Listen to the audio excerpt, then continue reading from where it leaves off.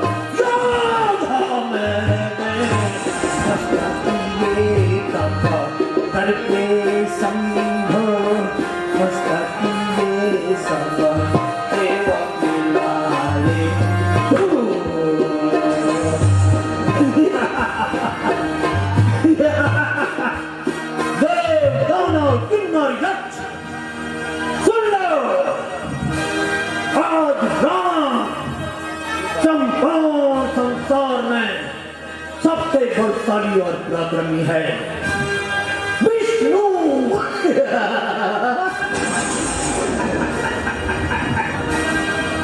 सबको मेरी अधीनता स्वीकार करनी पड़ेगी। इंद्र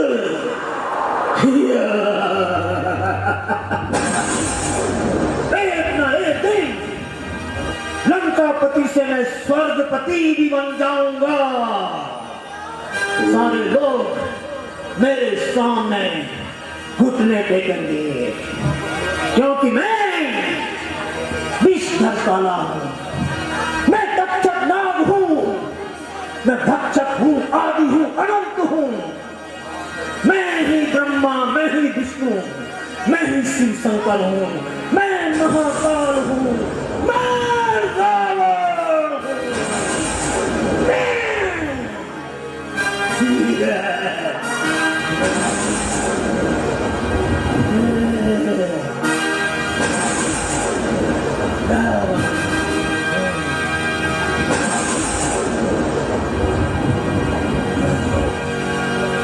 नारायण नारायण, ये देखो लंका का सुशोभित हो चुकी है, क्या सज चुकी है।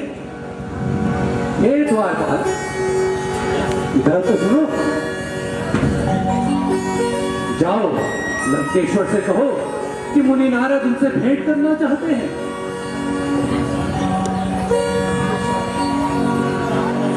आवाज तेज करो,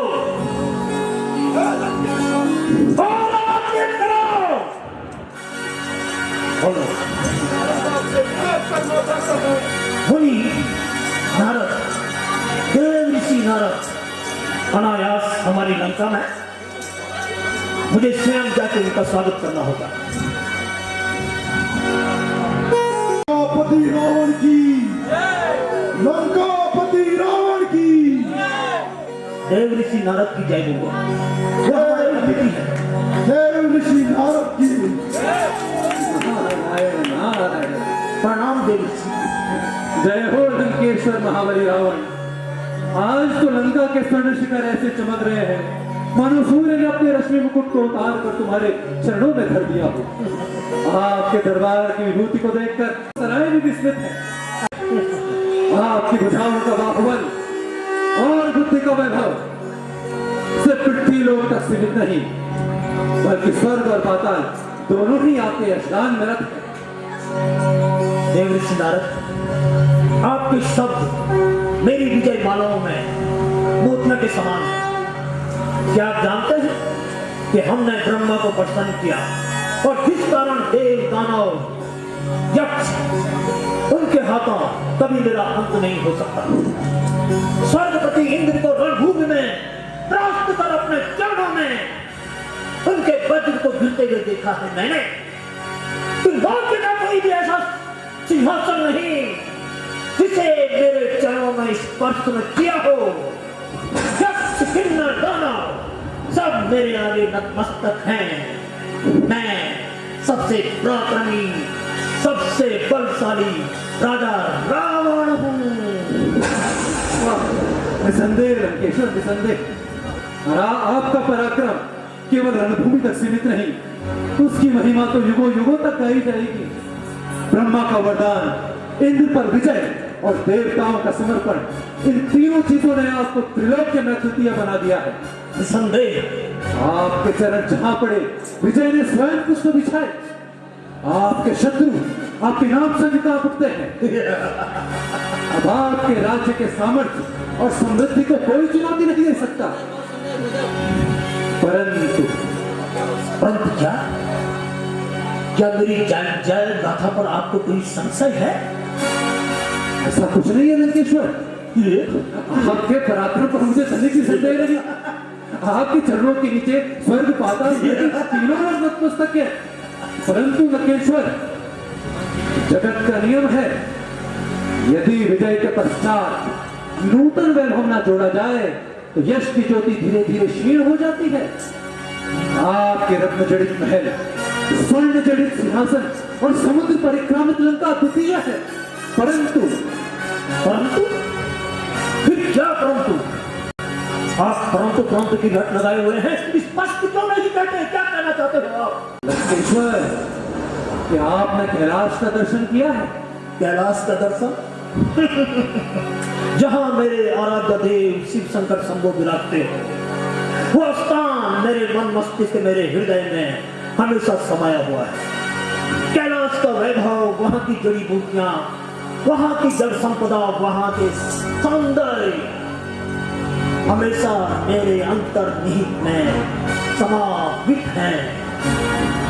निसंदेह लंकेश्वर निसंदेह। आप सोचिए वही कैलाश जहां मंदाकिनी का जल देवताओं के संगीत के साथ बहता है, जहां की रत्न जड़ित हिमाच्छादित गुफाएं चंद्रमा की चांदनी में दिव्य ज्योति सी चमचमाती है। सुनिए लंकेश, अगर वही कैलाश प्रकृति का गौरव शिव का मुकुट यदि लंका के हृदय में सुशोभित हो जाए तो आपकी नगरी न केवल त्रिलोक्य में अभी तो अमरावती को भी प्रभाहीन बना देगी। ये आपके शब्द मुझे बहुत आनंदित कर रहे हैं गुरुदेव। परंतु लंकेश्वर के मुख से परंतु किंतु ये तो दुर्बलों के शब्द है और रावण का शब्द, रावण का नाम अजयता का द्योतक है। द्योतक ठीक है। मेरे महादेव अगर लंका में विराजित होते हैं तो इससे हर्ष की बात मेरे लिए क्या हो सकती है? और कल्पना कीजिए लंकेश्वर, आप यहाँ पर स्वर्ण मंडित सिंहासन पर विराजमान है।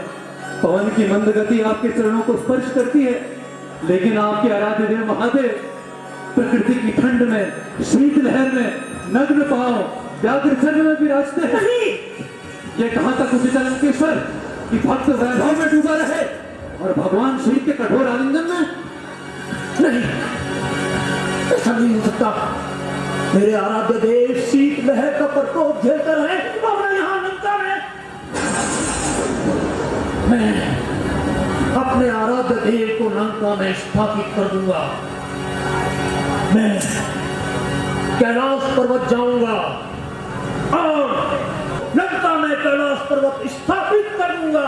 नारायण नारायण नारायण नारायण। मौसम कौन है योधा जग में, मौसम कौन है योधा जग में, अभी जाऊं कैलाश उठाऊं, अभी जाऊं कैलाश उठाऊं, लंका में लाऊं पल भर में, मौसम कौन है योधा जग में, मौसम कौन है योधा जग में। सुन लो, लंकापति रावण कैलाश को जाता है और कैलाश पर्वत को उठाकर लंका में स्थापित करता है।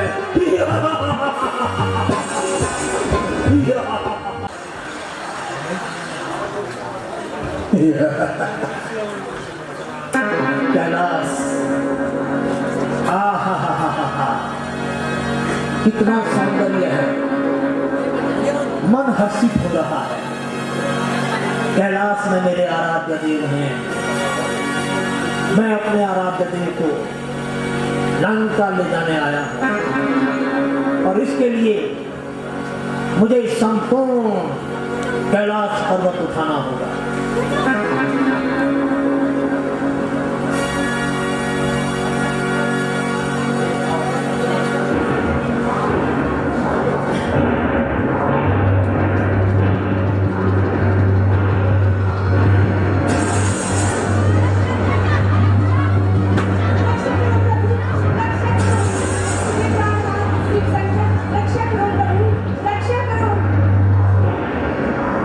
ये क्या हो रहा है? अचानक हमारा कैलाश पर्वत कैसे डोलने लगा? पहाड़ों के टूटने की खिसकने की आवाज आ रही है। पार्वती, तुम निश्चिंत रहो। शिव जी के रहते हुए कैलाश पर्वत को कोई नुकसान नहीं पहुंचा सकता। मैं अपनी दिव्य दृष्टि से देख रहा हूं, अभिमानी रावण कैलाश पर्वत को हिला रहा है। इसे मेरे कोप का भाजन होना पड़ेगा।